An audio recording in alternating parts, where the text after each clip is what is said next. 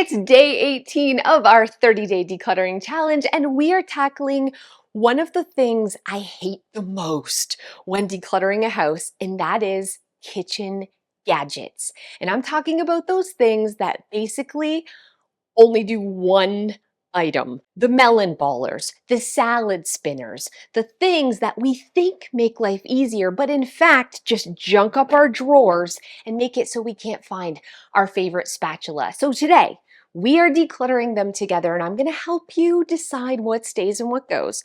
I want you to set a timer for 5 minutes, and we have to find just 5 things. Are you ready? On your mark, get set, let's declutter. I know I'm coming for your melon baller. And if you're a person who loves to do fancy dinner parties and you actually use it, awesome. If you bought it and you've never balled a melon, immediately it's leaving. And I also want to talk about ice cream scoops. We have one.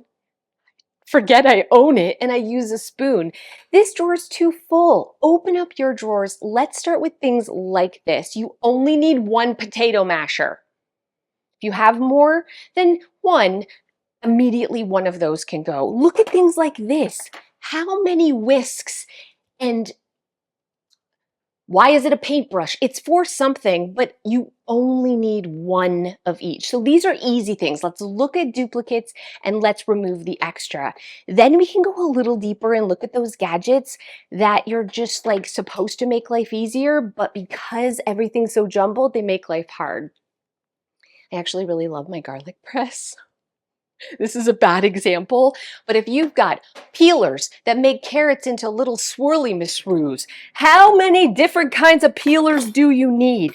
How many different kinds of pizza cutters do you need?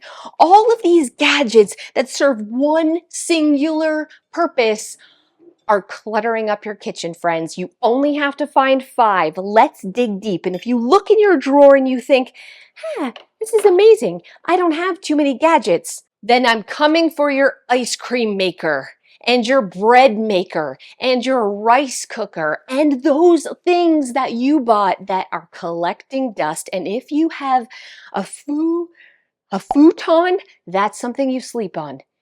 It's a fondue. If you have a fondue set, that's a hard no, friends. You're not making anything with melted cheese.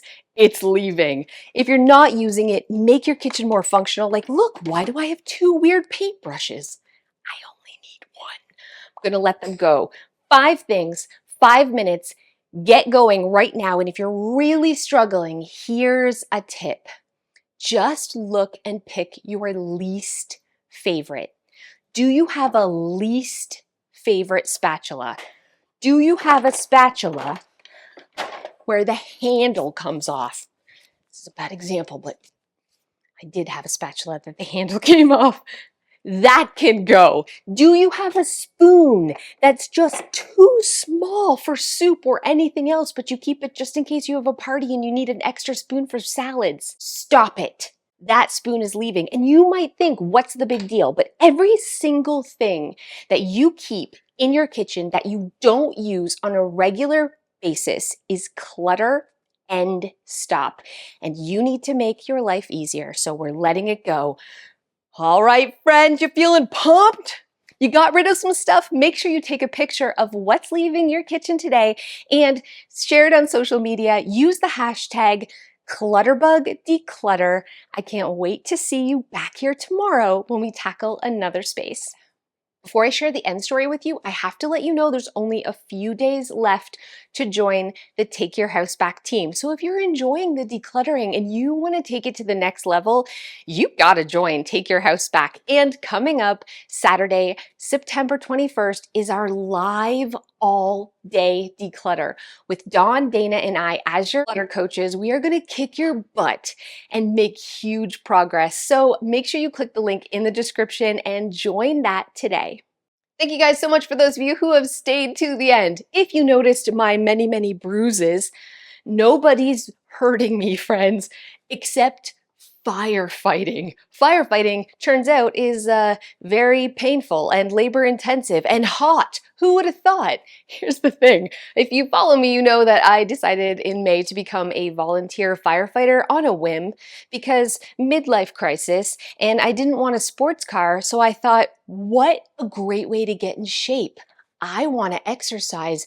Maybe I'll join the hardest, most physically intensive career on the planet because that makes sense and it's kicking my butt. And also, I'm carrying dummies, 200-pound dummies, down 2-story ladders by myself. I'm running in full gear around a building, just puking in my mask because I'm very out of shape.